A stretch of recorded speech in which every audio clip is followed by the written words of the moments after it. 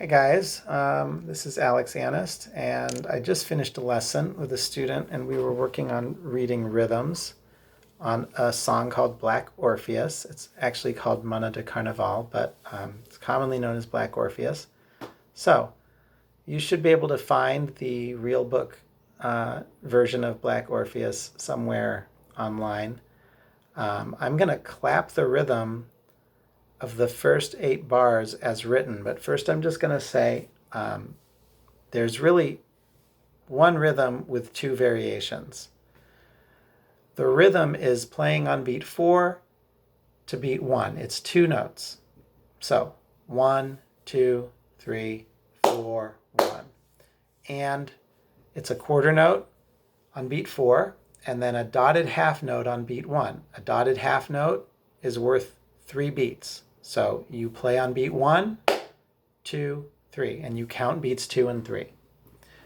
And then the next thing you see will be written on beat 4 because the dotted half note has taken up 3 beats. That means there's 1 beat left in a measure of 4/4, and we're in 4/4 on this song.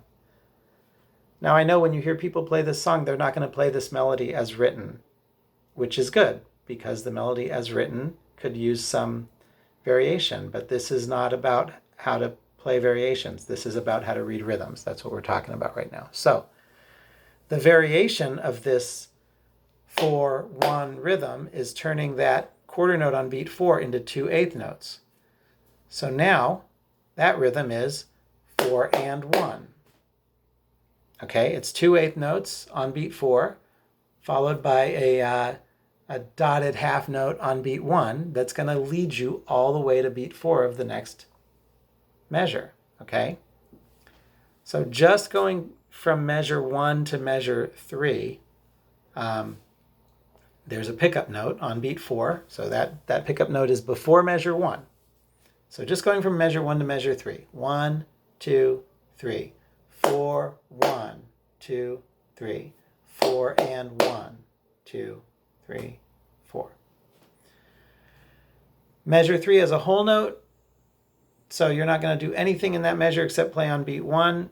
It's tied to a dotted half note on beat 1 of measure 4, so you're not going to do anything in that measure until beat 4, okay?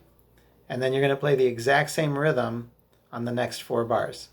Now, if you really want to help sort of keep track of time, I've noticed some of my students, if they remove their hands a certain distance on the beats where they're not playing, that can be helpful too. So 4, 1, 2, 3, 4 and 1, 2, 3, 4 and 1, 2, 3, 4, 1, 2, 3, 4, 1, 2, 3, 4 and 1, 2, 3, 4 and 1.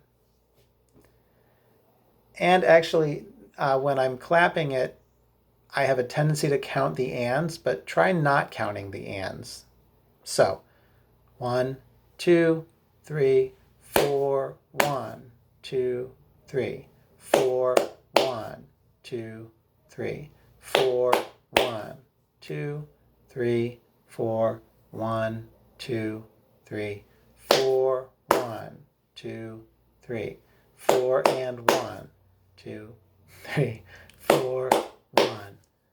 And I screwed up. I'm very used to counting the and, but I think it's probably useful not to, so that with your mouth, you're just doing the pulse and the meter. And with your hands, you're just doing the rhythm. Okay? So that was a pretty long video. You could have played the melody like probably 5 times during the time I've talked about these first 8 measures, but you need to be able to count rhythms and clap rhythms and comprehend rhythms if you're going to play rhythms off the page. You may be excellent at hearing rhythms. I think that's a more useful skill than being able to read rhythms, since music is something that we hear and play, not something that we look at. Okay, so if you're excellent at figuring out what a rhythm is, that's great, but you may not be able to write it down.